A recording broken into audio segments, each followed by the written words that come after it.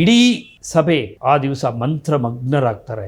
ಎಲ್ಲರೂ ಎದ್ದು ನಿಂತು ಮತ್ತೊಮ್ಮೆ ಚಪ್ಪಾಳೆ ತಟ್ತಾರೆ. ಸ್ವಾಮಿ ವಿವೇಕಾನಂದರು ಭಾಷಣವನ್ನು ಮುಗಿಸಿದಾಗ ಅವ್ರು ಹೇಳ್ತಾರೆ, ಇನ್ನೂ ಸ್ವಲ್ಪ ಹೊತ್ತು ಮಾತನಾಡಿ, ನಮಗೆ ನಿಮ್ಮ ಮಾತನ್ನು ಕೇಳಬೇಕು ಅಂತ ಆಸಕ್ತಿ. ಆಮೇಲೆ ಇನ್ನೂ ಒಂದು 10 ನಿಮಿಷ ಹೆಚ್ಚು ಸ್ವಾಮಿ ವಿವೇಕಾನಂದರು ಮಾತಾಡ್ತಾರೆ ಅವತ್ತು. ಆನಂತರ ತಮಗೆಲ್ಲ ಗೊತ್ತಿದೆ, ಅಪಾರವಾದ ಗೌರವವನ್ನು ಸ್ವಾಮಿ ವಿವೇಕಾನಂದರಿಗೆ ಅಮೆರಿಕಾದ ಜನ ಸಲ್ಲಿಸ್ತಾರೆ, ಅವರನ್ನು ಗೌರವಿಸ್ತಾರೆ.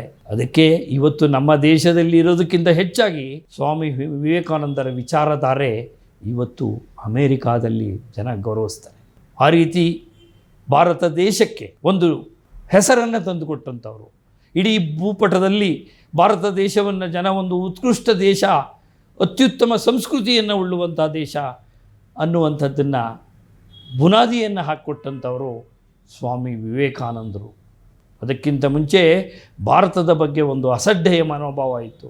ಆದರೆ ಯಾವ ದಿವಸ ಅತ್ಯಂತ ಮುಂದುವರಿದ ರಾಷ್ಟ್ರವಾದ ಅಮೆರಿಕಾದಲ್ಲಿ ಹೋಗಿ ನಿಂತು ಭಾರತೀಯ ಸಂಸ್ಕೃತಿಯನ್ನು ಸ್ವಾಮಿ ವಿವೇಕಾನಂದರು ಹೇಳಿದ್ರು, ಆ ದಿವಸದಿಂದ ಇಡೀ ಪ್ರಪಂಚ ಭಾರತವನ್ನು ಗೌರವದಿಂದ ನೋಡುವಂತಹ ಒಂದು ಪರಿಸ್ಥಿತಿಯನ್ನು ನಾವು ಕಾಣ್ತೀವಿ.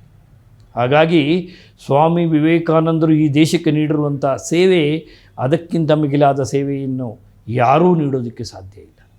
ಅವರೊಬ್ಬ ಪರಿಪೂರ್ಣ ವ್ಯಕ್ತಿ, ಒಬ್ಬ ಮಹಾನ್ ವ್ಯಕ್ತಿ, ಒಬ್ಬ ಶ್ರೇಷ್ಠ ವ್ಯಕ್ತಿ. ಅವರ ವಿಚಾರಧಾರೆಗಳು ಯಾವತ್ತಿಗೂ ಪ್ರಸ್ತುತ. ಸ್ವಾಮಿ ವಿವೇಕಾನಂದರ ಲಿಟರೇಚರನ್ನು ನೀವು ಓದಿದರೆ ಯಾವತ್ತಿಗೂ ಪ್ರಸ್ತುತ. ಅದು ಅವತ್ತಿಗೂ ಪ್ರಸ್ತುತವಾಗಿತ್ತು, ಇವತ್ತಿಗೂ ಪ್ರಸ್ತುತ, ಮುಂದೆಯೂ ಪ್ರಸ್ತುತ. ಅಂತಹ ವಿಚಾರಧಾರೆಯನ್ನು ಹೇಳ್ತಾರೆ. ಅಂಥ ಒಬ್ಬ ಮಹಾನ್ ವ್ಯಕ್ತಿ ಹುಟ್ಟಿದ್ದು 1863ರಲ್ಲಿ ಜನವರಿ 12ನೇ ತಾರೀಕು ಸ್ವಾಮಿ ವಿವೇಕಾನಂದರು ಕಲ್ಕತ್ತಾ, ಭಾರತ ದೇಶದ ಕಲ್ಕತ್ತಾದಲ್ಲಿ ಜನಿಸ್ತಾರೆ. ಭಾಳ ದೊಡ್ಡ ಶ್ರೀಮಂತ ಕುಟುಂಬದಿಂದ ಬಂದವರು ಸ್ವಾಮಿ ವಿವೇಕಾನಂದರು. ಅವ್ರ ತಂದೆ ಆಗಿನ ಕಾಲಕ್ಕೆ ಪ್ರಸಿದ್ಧ ವಕೀಲರಾಗಿದ್ದವರು. ಅವರಿಗೂ ಸಹ ತಮ್ಮ ಪುತ್ರನನ್ನು ಒಬ್ಬ ವಕೀಲರನ್ನು ಮಾಡಬೇಕು ಅನ್ನೋ ಆಸೆ ಇರುತ್ತೆ. ಆದರೆ ಸ್ವಾಮಿ ವಿವೇಕಾನಂದರು ಬಾಲ್ಯದಿಂದಲೇ ಅವರು ಆಧ್ಯಾತ್ಮಿಕದ ಕಡೆಗೆ ಅವರು ಒಲವು ಬರುತ್ತೆ. ಅವ್ರಿಗನ್ನು ತಂದೆ ತಾಯಿಗೆ ಅನಿಸುತ್ತೆ, ಈತ ಲೌಕಿಕಕ್ಕಿಂತ ಅಲೌಕಿಕವಾಗಿ ಆಲೋಚನೆ ಮಾಡುವಂಥವನು ಅಂತ. ಆದರೆ ತಂದೆ ತಾಯಿ ಪ್ರೋತ್ಸಾಹಿಸ್ತಾರೆ. ಮಗ ಯಾವ ದಿಕ್ಕಲ್ಲಿ ಯೋಚನೆ ಮಾಡ್ತಾನೋ ಅದೇ ದಿಕ್ಕಲ್ಲಿ ಪ್ರೋತ್ಸಾಹಿಸ್ತಾರೆ. ಸ್ವಾಮಿ ವಿವೇಕಾನಂದರು ಎಂದೂ ಶ್ರೀಮಂತಿಕೆಯ ಜೀವನವನ್ನು ಆಸೆ ಪಟ್ಟವರಲ್ಲ.